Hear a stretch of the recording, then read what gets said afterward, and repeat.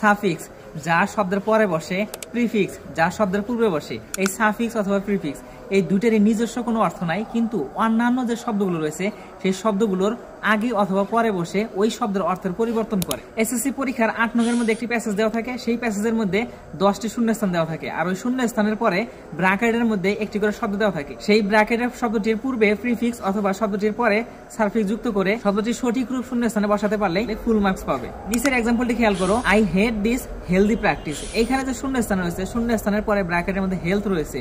এই হেলথ মানে হলো স্বাস্থ্য, আর এই পুরো বাক্যটার অর্থ দাঁড়াচ্ছে যে আমি যে স্বাস্থ্য জিনিসটা প্র্যাকটিস করা অর্থাৎ চর্চা করাকে ঘৃণা করি।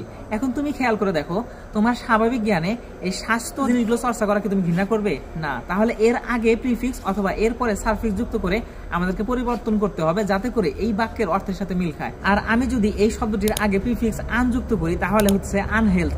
এই যে বাক্যটি রয়েছে, বাক্যের মাঝখানে যেখানে শূন্যস্থান রয়েছে এখানে কিন্তু আনহেলথ শব্দটি বসে না, তাহলে আমাদের কি বসাতে হবে?